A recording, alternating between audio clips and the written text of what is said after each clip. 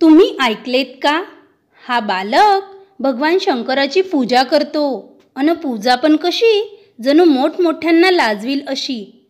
काय तेजस्वी बालक आहे हा. हा बालक आहे तरी कोण? हे का पूजा करण्याचे वय आहे? ज्या वयात घरोघरी जाऊन खेळायचे त्या वयात हा बालक भगवान शंकराची पूजा करतो, आराधना करतो. अन ती पूजाही काही तास चालते. खरोखर ही आश्चर्याची गोष्ट आहे. त्यातही तो बालक गवळ्याचा मुलगा. गेल्या जन्मातील कोणीतरी पुण्यशील व्यक्ती असली पाहिजे.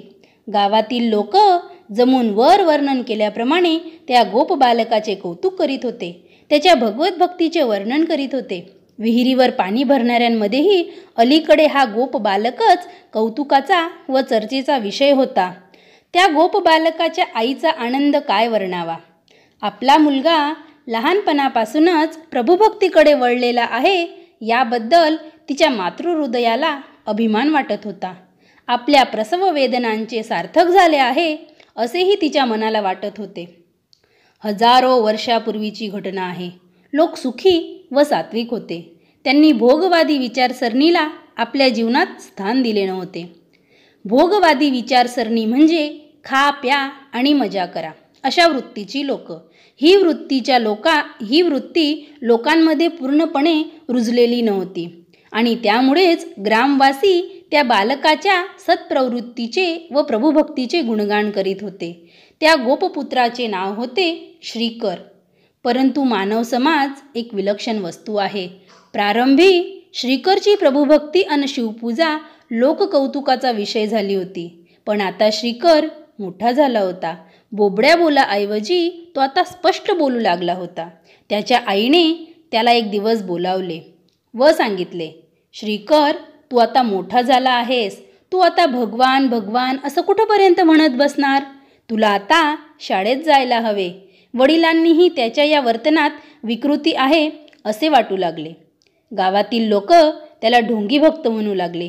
एके दिवशी शुभमुहूर्त पाहून वडिलांनी श्रीकरचे नाव शाळेत दाखल केले.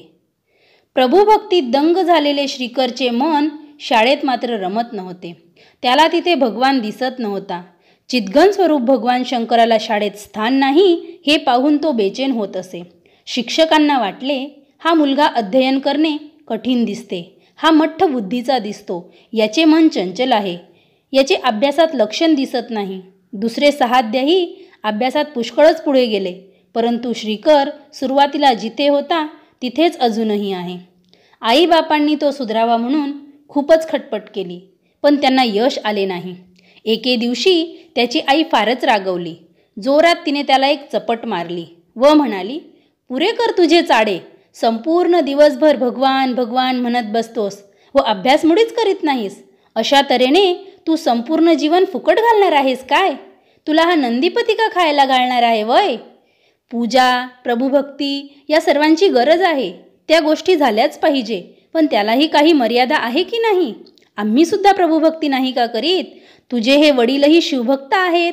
सारा गाव त्यांना भक्त म्हणतो. परंतु एवढ्यानेच काय जीवन व्यवहार सोडून द्यायचा असतो? अभ्यास केला नाहीस तर मोठा होऊन तू काय करणार? वडिलांनीही त्याला शेवटची समज दिली. सांगितले, पहा श्रीकर, तू आता मोठा झाला आहेस. तू आता रांगणारे लहान मूल नव्हेस. तुझे शिक्षकही तुझ्याविषयी तक्रार करीत होते. तू दररोज शाळेतून पळून येतोस. एखाद्या झाडाखाली बसून मातीत शिवलिंग तयार करून संपूर्ण दिवसभर त्याच्याशीच खेळत बसतोस. तुला खेळू नको असं कोण म्हणतं? पण त्यालाही काही मर्यादा आहे की नाही? जर उद्यापासून तुझ्या विरुद्ध तक्रार आली तर ती गोष्ट मला खपणार नाही. आईनेही कपडावर हात मारून घेतला व म्हणाली, हाय रे दैवा, कुठून माझ्या पोटी असले कार्टे जन्माला आले कोणास ठाऊक. अशा प्रकारे आई वडिलांनी आपला असंतोष व्यक्त केला. मानवी जीवन किती विचित्र आहे. स्वतःच्या फूटपट्टीने दुसऱ्याला मोजते. त्या मापात बसला नाही की समोरच्या व्यक्तीत विकृती आहे असे समजते. श्रीकरचे आई वडीलही ह्या नियमाला कसे काय अपवाद असणार? जगाच्या या महान आसक्तीत गुरफटलेल्या त्यांच्या मनाला अंतर्भक्तीने रंगलेल्या मुलाच्या मनाची काय कल्पना येणार? यानंतर एका काळी श्रीकर घर सोडून निघाला. ज्या घरी स्वतःच्या भगवंताची उपेक्षा होते, तिथे प्रभुभक्तीचे आकलन नाही, तिथे जगायचे तरी कसे? नाक दाबून जगणे कसे काय शक्य आहे? फिरत फिरत श्रीकर एका ऋषीच्या आश्रमात आला. तिथे मुले प्रभूची स्तोत्रे गात होती. चित्त एकाग्र करण्याचा अभ्यास करीत होती. सर्वत्र मंगल वातावरण होते. तिथे त्याचे मन स्थिर झाले. तो अंतर्भक्ती करीत होताच. इथे आल्यावर बहिर्भक्तीचेही ज्ञान त्याला प्राप्त झाले. सकाळी उपासना करी, चित्त शुद्ध करी, दुपारी ऋषींजवळ बसून व्यवहार शिक्षण घेई व संध्याकाळी आजूबाजूच्या गावात जाई. त्याच्याबरोबर आश्रमातले कित्येक शिष्यही जात. तिथे जाऊन ते मानवी जीवनाची महत्ता समजवून देत. भगवंताने हा देह दिला आहे, त्याची किंमत आपण जाणली पाहिजे. हा केवळ भोगविलासात फुकट न घालवता मानव होऊन पशुजीवन जगता कामा नये. मानवाचा देव होईन की नाही ही गोष्ट वेगळी, पण कमीत कमी मी मानव होऊन तरी जीवन जगेन, अशा प्रकारचे शिक्षण ते देत असत. जीवन कशासाठी? प्रभू कार्यासाठी जीवन आहे, हे लक्षात ठेवा. यालाच बहिर्भक्ती म्हणतात. श्रीकरने ही बहिर्भक्ती जाणली व ती आचरणात आणण्याचा प्रयत्न तो करू लागला. आता तर तो मोठा झाला होता, तरुण झाला होता. अंतर्भक्तीने विशुद्ध झालेल्या चित्तात बाह्यभक्तीचा सुगंध भरीत होता. एके दिवस आपले चरम लक्ष गाठण्यासाठी त्याने आश्रमाचा निरोप घेतला. जाता जाता एका वटवृक्षाखाली बसला व भगवान शंकराची आराधना करू लागला. भगवंतालाही वाटले, हा तेजस्वी तरुण माझे काम करीत आहे. भविष्य काळात लोकात सद्विचार नेण्याचे काम हा करील. लोकांची वृत्ती बदलवेल. लोकांचे मन कामाकडून रामाकडे वळविल. भगवान शंकर त्याला प्रसन्न झाले व त्यांनी त्याला चिंतामणी नावाचा एक मणी दिला. तो मणी पाहून श्रीकरचे हृदय भरून आले. त्याचे जीवन धन्य झाले. त्याच्या या मनुष्य देहाचे सार्थक झाले. त्याने प्रभूला विचारले, हे काय आहे? हा चिंतामणी आहे. तांब्याला लावताच त्याचे सोने होते. परंतु भगवंता, मला कशाचीही गरज नाही. तुझ्या चरणकमली सतत माझे चित्त राहावे एवढीच माझी अपेक्षा आहे. हा मणी घेऊन मी काय करू? आपल्या कृपेने या देशात परमेश्वराचे नाव घेणाऱ्याला 2 घास अन्न मिळतेच. असे असताना हा मणी घेऊन मी काय करू? हा मणी मी माझ्याजवळ कसा ठेवू? मी प्रसन्न झालो आहे म्हणून हा मणी तुला घ्यावाच लागेल. हा मणी तुला दुसऱ्या कोणाला द्यायचा असेल तरीही त्याला माझी काही हरकत नाही, परंतु यावेळी तू याचा स्वीकार केलाच पाहिजे. प्रभूचा प्रसाद म्हणून श्रीकरने त्या मण्याचा स्वीकार केला व तो घेऊन तो गावोगावी जाऊ लागला. मण्याच्या प्रभावाने लोक त्याच्याजवळ येत व त्याला विचारित, हे काय आहे? श्रीकर सांगे, हा चिंतामणी आहे. तांब्याला लावला की त्याचे सोने होते. मग तुम्ही सोने का तयार करीत नाही? मला त्याची गरज नाही, श्रीकर थोडक्यात उत्तर देई.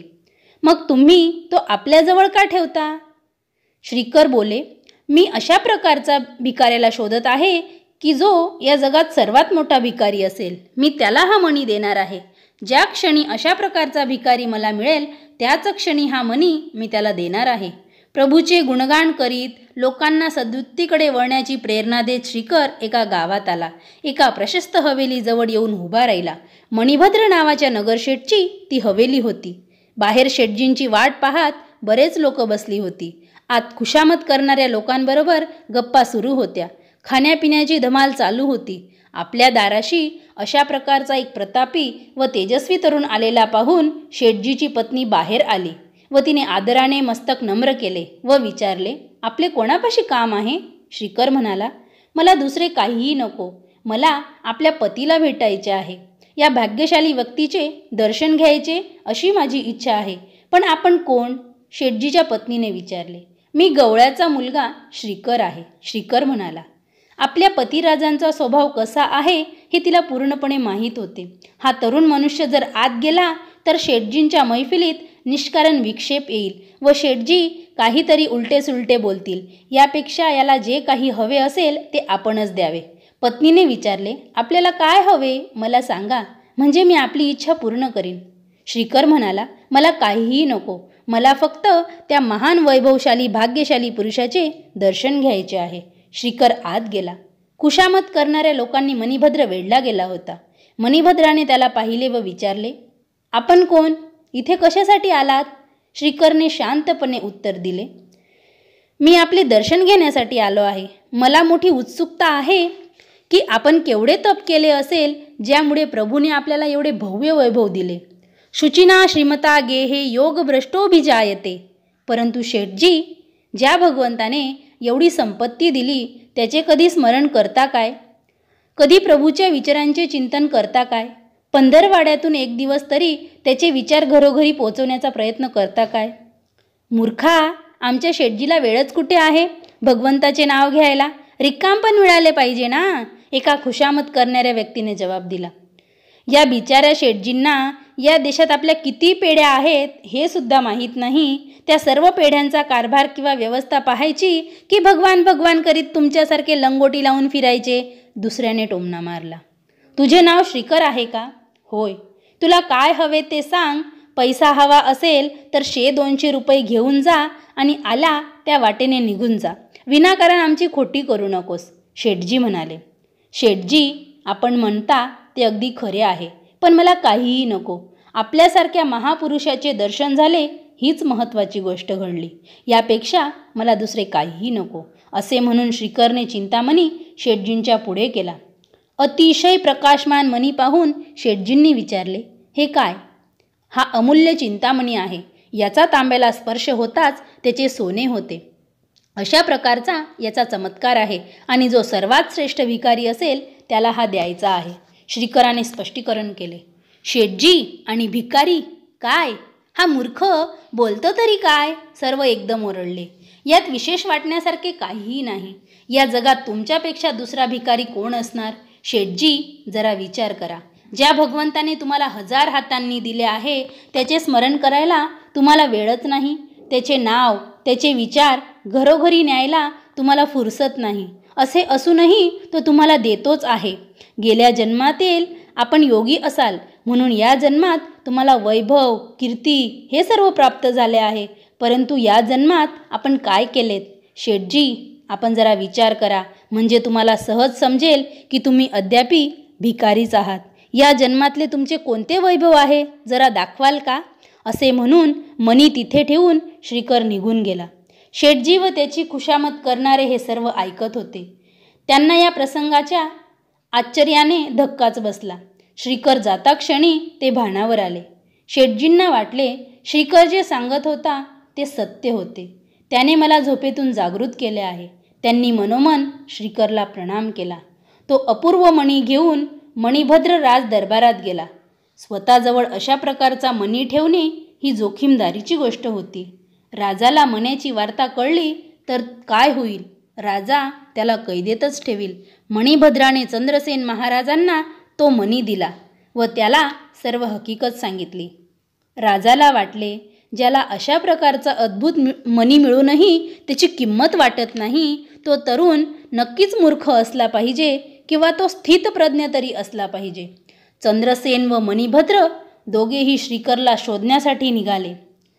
श्रीकर गावाबाहेर एका वटवृक्षाखाली बसलेला होता.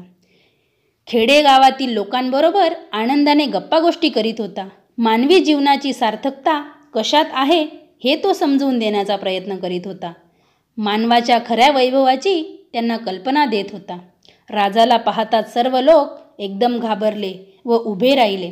राजाने श्रीकरला विचारले, चिंतामणी तुम्हीच दिला का? होय, श्रीकरने एका शब्दात उत्तर दिले. याची किंमत किती आहे हे माहीत आहे का तुम्हाला? याची काही किंमत वाटत नाही वाटतं? राजा जरा चिडून म्हणाला. महाराज, जरा विचार करा. या चिंतामणीसारखा मौल्यवान देह तुम्हाला प्राप्त झाला आहे, ज्याच्या योगाने तुम्हाला भगवान होता येईल. यत कदाचित भगवान होता आले नाही तरी भगवंताचा खास तरी होता येईल. चिंतामणीसारखा हा अद्भुत देह आपण व्यर्थ का गमावता? जीवनातल्या भोगविलासासाठी हा का खर्च करता? आणि वरती मला उपदेशही करता की या चिंतामणीची तुम्हाला काही किंमत नाही. राजा, जरा नीट विचार कर, म्हणजे ध्यानात येईल की खऱ्या चिंतामणीची किंमत मलाही नाही किंवा तुलाही नाही. परमेश्वराने अत्यंत चातुर्य वापरून हा सुंदर देह निर्माण केला आहे. खरोखरच मानव देह हाच चिंतामणी आहे. गेल्या जन्मात प्रभूचा तू लाडका असल्यामुळे तुला त्याने अत्यंत विलोभनीय असे वैभव दिले आहे. सत्ताही दिली आहे. या सृष्टीत आल्यानंतर माझे हा काम करील, लोकांचे जीवन पुष्ट करील, स्वास्थ्य व समाधान निर्माण करील, ईश्वर विमुखांना ईश्वर सम्मुख करील. परंतु राजा, तू स्वतःलाच विचारून पहा की यातले तू काहीतरी केले आहेस का? शेठजी, तुम्हीही जरा विचार करा. तुम्ही लहानाचे मोठे झालात, पुष्कळ द्रव्य मिळवलेत, लग्न झाले, संसार सुखी झाला, मुले बाळे झालीत, चैनीत दिवस चालले आहेत. अशा प्रकारचे कुत्र्याचेही जीवन असते. मग तुमच्यासारख्यांच्या जीवनात वैशिष्ट्य ते काय? पूर्वजन्मीच्या पुण्याईमुळे हे सारे तुम्हाला प्राप्त झाले आहे.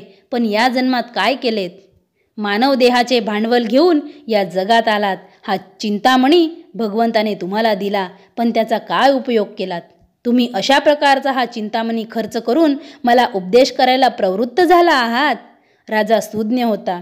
त्याला स्वतःचा दोष समजला. त्याने श्रीकरची क्षमा मागितली, त्याला प्रणाम केला. शेठजींनीही राजाचे अनुकरण केले. आजपासून मी हा देह सार्थ करीन. माझे वैभव मी प्रभू कार्यासाठी खर्च करीन. शेठजी, हा तुमचा चिंतामणी परत घ्या. मला याची जरूर नाही. राजाने शेठजींना आपला निर्णय सांगितला. महाराज, हा मणी तुमच्याजवळ राहू द्या. प्रभू कार्यात हा मदतरूप होईल. ज्यावेळी पैशाची गरज भासेल त्यावेळी याचा उपयोग करा. ज्या सुवर्णामुळे मानवदेह सुवर्णमय होईल, आपण असा समाज निर्माण करा की ज्यावेळी लोकांच्या जीवनात कलहाऐवजी आत्मीयता येईल, दुःखाऐवजी सुखाला व आनंदाला भरती येईल. बुभुक्षिक्तता व लाचारी यांच्या जागी संयम, शांती व तेजस्विता येईल. राजा, दीन, लाचार, दुःखी झालेल्या लोकात अस्मिता निर्माण करण्याचा प्रयत्न करा. आपल्या या कार्यात प्रभू मदत करो. शेठजींनी आपले मनोगत व्यक्त केले.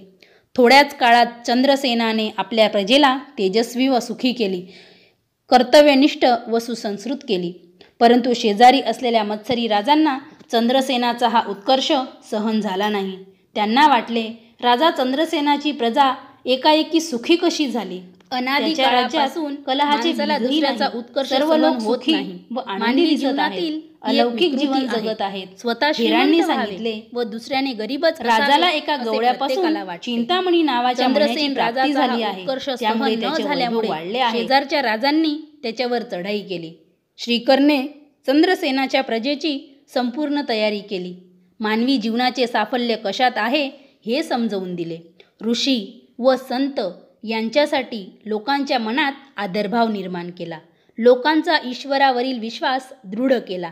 भगवत कार्य करण्याची प्रेरणा लोकांमध्ये उत्पन्न केली. लढाईत दुसरे राजे पराभूत झाले व ते पकडलेही गेले. त्या सर्वांना श्रीकर समोर उभे करण्यात आले. श्रीकरचे दिव्य तेज पाहताच सर्व नतमस्तक झाले. ते म्हणाले, चंद्रसेन राजाने आम्हा सर्वांना गुलाम केले आहे. कृपा करून आम्हाला मुक्त करा. श्रीकर म्हणाला, तुम्हाला चंद्रसेनाने गुलाम केले नाही. आपल्या भोगविलासनेच तुम्हाला गुलाम बनवलेले आहे. आजपर्यंत कधी विचार तरी केला होतात का की हा मानवदेह आपल्याला कशासाठी मिळाला आहे? तुम्ही चंद्रसेनाचा चिंतामणी पडवून नेण्याकरिता आला होतात ना. याचे हे फळ तुम्हाला भोगावे लागत आहे. तुम्ही सर्वांनी संगनमत करून त्याच्यावर चढाई केलीत, पण यश आले नाही. चंद्रसेनाला भगवंताची मदत असल्यामुळे तुमच्यापैकी कोणीही त्याच्या केसालाही धक्का लावू शकणार नाही. तुम्हाला हा मानवरूपी चिंतामणी मिळाला आहे. त्यांच्याकडे कधी लक्ष दिलेत का? तुम्ही चंद्रसेनाप्रमाणे स्वतःच्या प्रजेला सुसंस्कृत करण्याचा कधी प्रयत्न केलात का? प्रभू कार्यासाठी कधी द्रव्याचा व्यय केलात का? सर्व राजांनी आपली चूक मान्य केली व श्रीकरची क्षमा मागितली. श्रीकर त्यांना म्हणाला, आधी शपथ घ्या की ईश्वराने दिलेल्या या मानवदेहरूपी चिंतामणीचा योग्य उपयोग करू. प्रजेत ईश्वरी प्रेम निर्माण करण्याचा प्रयत्न करू. ऋषीमुनींनी जी वैदिक संस्कृती उभी केली आहे तिच्याविषयी प्रजेत आदरभाव निर्माण करू. इतक्या गोष्टी करणार असाल तरच मुक्त व्हाल. श्रीकरचा आदेश सर्व राजांनी शिरोधार्य मानला. प्रत्येक राजाने आपल्याला प्रजेला दैवी बनवले. पुढे श्रीकरने कित्येक राज्यात फिरून राजाने काय करावे ते समजावून सांगितले. जीवनाकडे पाहण्याची भव्य दृष्टी दिली. भगवंताने दिलेल्या मानवदेहरूपी चिंतामणीचा योग्य उपयोग करून जग सुधारण्याचा प्रयत्न केला व आपले जीवन सार्थ केले. श्रीकरच्या 9व्या पिढीत भगवान श्रीकृष्णाचा जन्म झाला. जिथे अशा प्रकारची उज्ज्वल परंपरा असते तिथेच भगवान जन्म घेतो. भगवान श्रीकृष्णाच्या वंशातील त्या महान व्यक्तीला अनंत प्रणाम.